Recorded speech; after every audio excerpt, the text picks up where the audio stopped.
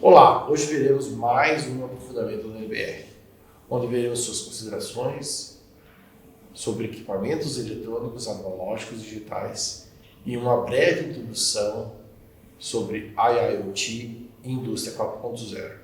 Basicamente, estudaremos a parte teórica da norma e alguns aspectos práticos e vivências profissionais de cases, onde se aplicam e mostram alguns exemplos.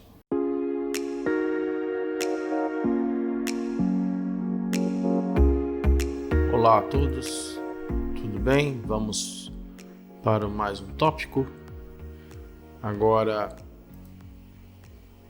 inspeção, análise, equipamentos analógicos e digitais. Ok? Na verdade, um complemento do que nós estamos fazendo, né, de perícias e análise, instalações. Agora mais focado em equipamentos, não tanto quanto em máquinas, né? Mas eles fazem parte, obviamente, de máquinas e linhas. Mas também tem os outros aparelhos analógicos digitais que estão no nosso ambiente, né? No mercado, no comércio, em serviços, telecomunicações, como eu já citei, outros tópicos. Vou tentar dar um pouquinho de ênfase à análise de redes e outras análises de ambientes aqui, para dar uma noção geral do que simplesmente só análise de equipamentos eletrônicos, analógicos, digitais, que pode ser muitas vezes interpretado como manutenção ou só uma assistência técnica ou só um conserto, né, de equipamentos, né? E esse não é o objetivo da disciplina e obviamente não é o objetivo do tópico, tá? Dando continuidade, nosso padrão. É essencial, obviamente, o entendimento dessa aula, conhecer os conceitos e finalidades distintas para as análises dos equipamentos em si. Conhecer, obviamente, as normas, né? Não tem muita coisa na BNT, mas nos manuais, nos procedimentos de cada fabricante, de cada equipamento, tem isso, né? Utilizados, obviamente, nas inspeções, análises de equipamentos, principalmente nas suas finalidades, né? Uma dúvida que possa ter ainda de vocês é a diferença, obviamente, entre equipamentos eletrônicos analógicos e digitais. Então, vamos dar uma embasada, uma nivelada anterior, para depois entrarmos na análise em si, né? Mas, basicamente, qual que é a diferença? Toda a parte de engenheiro eletrônico, eletricista sabe, né? Ou deveria saber, pelo menos. A diferença, obviamente, em analógico e digital. Tá? Os mais nostálgicos gostam mais dos analógicos. Tem muitas coisas que só o analógico pode fazer, ainda. Mas o digital está aí presente há muitos anos e é o futuro, né? É mais fácil de você tratar, mais fácil de você desenvolver equipamentos com relação a isso, né? Tudo é 0 e 1, né? O próprio nome diz ali, né? Valores inteiros ou 0 ou 1, não tem valores intermediários, né? E a analógica trabalha com sinais que pode ser entre esses dois limites. Não necessariamente 0 e 1 volt, ou 0 e 1 ampere, ou 0 e 1 alguma coisa. E sim dentro dos limites que você tem no circuito analógico em si, né? Ou seja, você tem várias formas de onda, você tem osciloscópio para ver isso, ou analisador de espectro, dependendo do tipo de sinal que você tem. Dependendo da onda eletromagnética, você vai ter que ter equipamentos corretos para poder essa análise, né? Beleza? Vamos lá. Qual a abrangência, né, de você ter os equipamentos analógicos digitais? Então, eu procurei separar em uns itens, né, para você ver que não é só equipamentos analógicos propriamente ditos e digitais para você fazer a inspeção. Então vai desde a inspeção, obviamente, análise e avaliação dos equipamentos, das instalações elétricas, nas edificações comerciais, como já tinha citado, industriais, hospitalares, máquinas e equipamentos industriais de média e baixa tensão, complementando o que já vimos.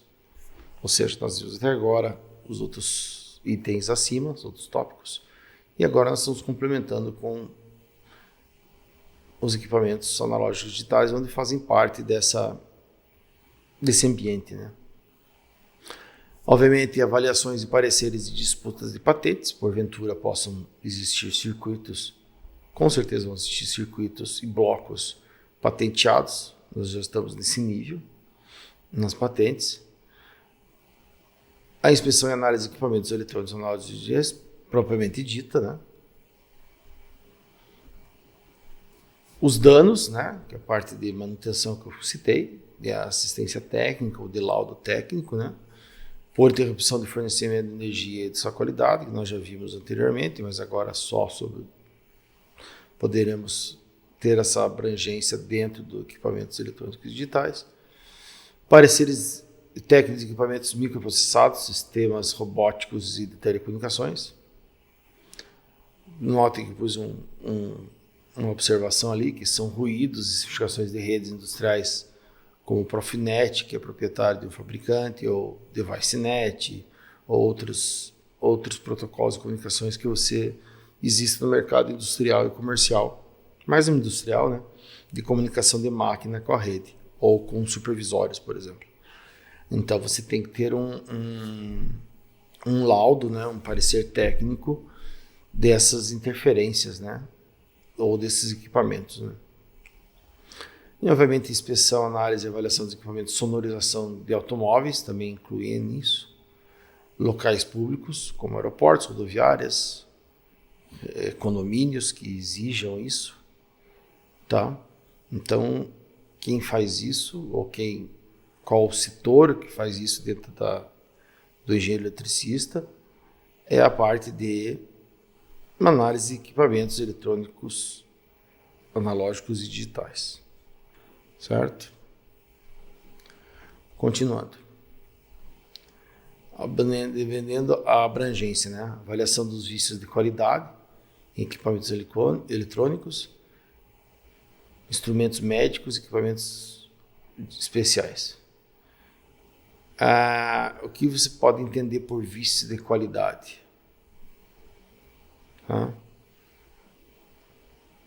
A parte principalmente em equipamentos especiais, médicos, a parte de calibração, de certificação. Você precisa saber disso para poder fazer essa avaliação. Parecer técnico, obviamente, de sistemas embarcados, com monitoramento de satélites, sistemas celulares ou radiocontrolados, segurança de transporte rodoviário, marítimo, contra roubo de cargas com sistema de posicionamento GPS ou enlaces de rádio digitais. Ou seja, tem equipamentos para isso, obviamente. Você vai ver se não tem interferência de sinais, de outros sinais espúrios na região, principalmente em rádio digital, que você tem como se fosse um cano ligando um rádio ao outro, um prédio ao outro, uma edificação a outra. Você não pode ter nenhuma interferência. E também ser certificado e homologado através das Forças Armadas. Parte digital. Então você tem alguns setores específicos que você precisa abranger isso, e obviamente são sinais analógicos digitais, tem equipamentos analógicos digitais envolvidos, que são necessários fazer essa certificação, ou seja, essa validação, essa análise de ruído, tá? Barulho e também sinal, obviamente, eletromagnético, né? Também entra a parte de iluminação, ruídos ambientais, certo? Obviamente, pareceres e avaliações de computadores e demais equipamentos de informática de redes. Está muito em voga hoje em dia, com o advento da indústria 4.0 do IoT, você certificar redes industriais, Ethernet, Profinet, ViceNet e outras redes, outros protocolos, outras redes de comunicação, de equipamentos. Ou você tem que certificar se vai o pacote de dados correto, se não tem interferência e outras coisas. Tem normas para isso. E você tem que calibrar, obviamente, vamos corrigir, você tem que certificar o ambiente sobre isso para poder dar continuidade no projeto. Por exemplo, uma implantação de um setor novo na indústria, ou do setor novo no teu comércio, ou no setor novo das tuas instalações, você tem que certificar o ambiente se ele está tudo ok de acordo. Tá? Continuamos, obviamente, com as normas da BNT, que complementam e também normatizam isso. A forma de trabalho é a mesma, tem que dar uma olhada nas normas, na NR12, nas normas de comunicação, na NT31, que é ambiente colaborativo. Então você tem que se basear, obviamente, ou estar embasado na norma, certo? O procedimento continua o mesmo, através de uma documentação, através de uma análise ou ensaios, quando necessários, ou testes de ambiente, e, obviamente, emissão de um relatório. Então, vamos revisar isso com alguns detalhes diferentes dos outros, mas temos que passar pelas 3 etapas com certeza. Certo? Aqui o mundo é bem parecido com a parte de máquinas. Você tem o esquemático, obviamente, do equipamento, diagrama de funcionamento do mesmo, detalhes do diagrama de blocos e a explicação de alguns componentes chaves, se forem necessários. Certo? Então, você tem que analisar toda essa parte documental, se ela estiver correta, para dar sequência na inspeção e na análise dos equipamentos eletrônicos, analógicos e digitais. Certo? Vamos para a segunda etapa. Lembram? Segunda etapa, análise ou ensaios, tá? Depende, obviamente, de qual lado de cima no ambiente que você está. Você tem que fazer uma análise do ambiente, ou tem que fazer uma análise do equipamento, etc. E você parte para a segunda etapa aqui. Nesse caso, eu fui para equipamentos. Ou seja, se verifica uma bancada de testes do laboratório, devidamente homologados, né, especializados em sinais de entrada e saída dos blocos, que não se estão de acordo ou não estão de acordo com o especificado pelo fabricante. Certo? Essa bancada é aterrada, tem os equipamentos necessários, calibrados e homologados novamente, como se fosse, não é um instituto, mas como se fosse uma empresa só para isso, que você possa fazer isso. Se você já não trabalha na mesma, né? Ou vai trabalhar na mesma. Depois a emissão, obviamente, do relatório, com base nas normas e no procedimento que você talvez tenha. E, aliás, talvez não, deveria ter, do equipamento e do processo em si. Nada mais forte em relação a isso. Vamos dar um pouquinho aprofundada em outros ambientes que vocês não estão tão familiarizados do que esse de análise de equipamento. A parte de redes ou telecomunicações. Obviamente, com o advento do IIoT, da Internet Industrial das Coisas, ou Internet das Coisas, como todo mundo diz, que é dentro daqueles 9 pilares da indústria 4.0, que você tem as diferenças da indústria 4.0 e IIoT, mas isso podemos conversar uma outra hora. Tem suas diferenças. Essas certificações de redes industriais dentro das instalações elétricas estão sendo bem comuns e muito solicitadas. A mesma não precisa ser elaboradas por um engenheiro eletricista, né? Conforme a resolução do CONFEA, mas se tiver alguma coisa de segurança, etc., é necessário isso. Como geralmente não tem segurança, são empresas muitas que fazem isso, empresas de automação até por sinal, você não precisa ter um engenheiro eletricista certificado nisso. Pela experiência vivencial ou de vida da empresa é apta a fazer isso. Como eu falei, existem muitas empresas que emitem esses laudos, desde que tenham, obviamente, os equipamentos calibrados e certificados para esse fim. Essa certificação e essa calibração são feitas por empresas mais especializadas e focadas nisso, onde, obviamente, eles têm engenheiros eletricistas devidamente credenciados no CREA, etc., para fazer isso. Certo? Como eu cito agora aqui, quem calibra e certifica esses equipamentos tem que estar, né, homologados na BNT, né? Mas as empresas que utilizam-se dos equipamentos não necessariamente têm isso, ou fazem isso, ou estão homologados dentro da BNT. Novamente, depois as empresas de automação compram os equipamentos, ou locam, até tem modalidade de locação ultimamente, que fazem os serviços e cobram por eles, né? Tem depreciação, tudo, são equipamentos caros, 15 mil reais, 20 mil reais, até 100 mil reais, que você necessita ter na empresa para fazer vários tipos de serviços, como calibração, como certificações, como, de novo, inspeção e análise do equipamentos ou do ambiente, né? Quando você é solicitado. Ok? Dando continuidade. Uns itens que nós devemos observar antes dos ensaios das certificações. Que nós temos ou que tenhamos um ambiente adequado. O primordial, equipamentos calibrados e certificados. Senão você não consegue credibilidade com isso. Obviamente já um roteiro de testes traçado ou padrão, certo? Um diagrama de causa e efeito.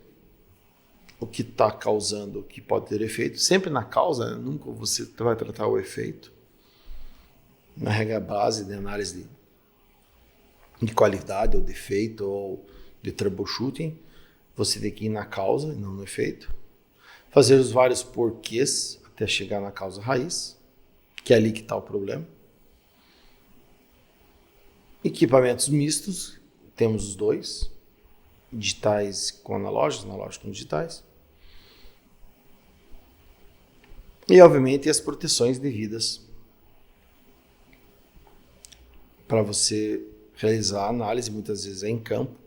Por exemplo, uma análise de ruído, de interferência de transformadores ou de motores de ambiente, você vai ter que instalar o equipamento num chão de fábrica, num pátio de fábrica ou numa rua, para você analisar se aquele ambiente é propício para, por exemplo, instalação de um rádio digital, ou de uma antena satélite ou outras coisas. Quase você não tem mais isso, mas ainda possa ter isso. Por exemplo, eu estou num agronegócio, lá no meio do Mato Grosso ou Tocantins, que é onde você não tem tanta tecnologia no Foro Sul e Sudeste do Brasil. E a matriz é aqui em Curitiba, ou em Araucária, ou no caso, por exemplo, da Ultrafértil, em Araucária mesmo. Você vai ter que fazer essa análise, por exemplo, lá no meio de uma extratora de potássio, por exemplo, lá no norte. E lá você não tem fibra ótica, vai ter que ser satélite. Então você vai ter que fazer uma interferência, uma análise de interferência lá. E raramente vai acontecer alguma coisa, mas vai que. Eu tive cases no passado que o motor de uma moto estavam fazendo cair o sinal da antena de satélite, de telecomunicações, aqui no sul do Bahia. Tá? Por quê? No sul do Brasil, as antenas de satélite são mais voltadas para o chão, então elas captam também ruídos de motores, de veículos. E nesse caso, é até engraçado, era uma moto velha, que a vela da moto estava falhando, e isso estava fazendo derrubar o sistema inteiro de uma empresa de telecomunicações, aqui no sul do Brasil. Então, e obviamente só caía o sistema de telecomunicações às 8 horas da manhã e às 17, 18 horas. E nós não descobrimos por que acontecia isso. Tanto que um dia daí nós ficamos acampados no escritório, que era numa cidade. Tá?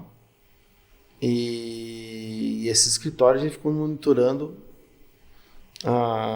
o dia inteiro, daí que nós notamos que era uma determinada moto de um determinado funcionário que estava fazendo cair as telecomunicações inteira da empresa.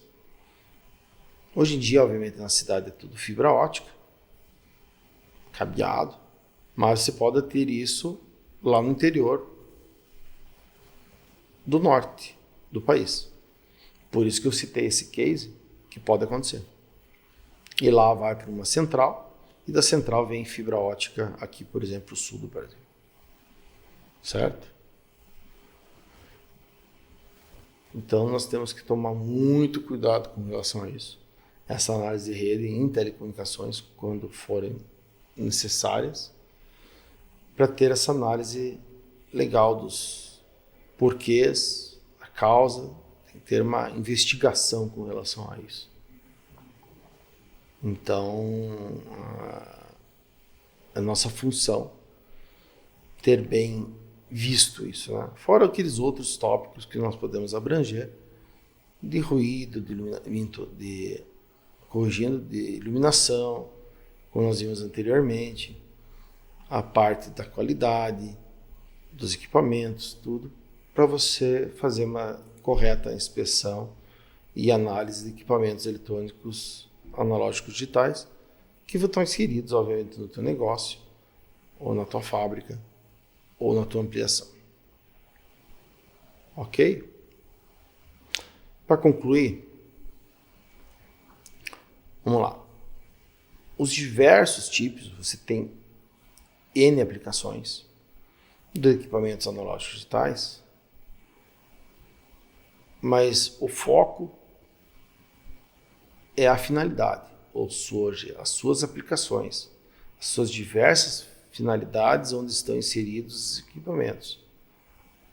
Novamente, eu posso ter em hospitais, comércios, indústrias e serviços, telecomunicações ou consultorias, ou outras necessidades que possam surgir em serviços. Ou seja, diversos ambientes. Tem ambientes mais pesados, químicos, petroquímicos, até plataformas de petróleo, até ambientes normais de cidade. Mas você também, como eu citei anteriormente, 2, 3 slides anteriores, a parte, por exemplo, você tem o norte e o nordeste do Brasil, onde você não tem tudo cabeado, você não tem toda a infraestrutura para isso. Não se sabe o dia de amanhã, podem ser necessários essas análises lá, ou as nossas idas para lá, certo? Ok? Continua sendo notória a necessidade do engenheiro eletricista de se aprimorar e conhecer também sobre as demandas, sobre os novos tipos de tecnologia e que estão surgindo no mercado.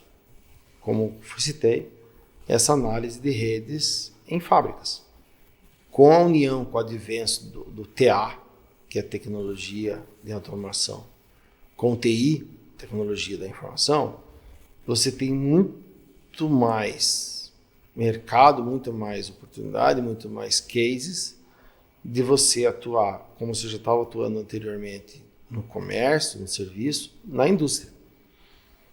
Porque não é que baixou de nível TI, a abrangência está agora em todos os setores.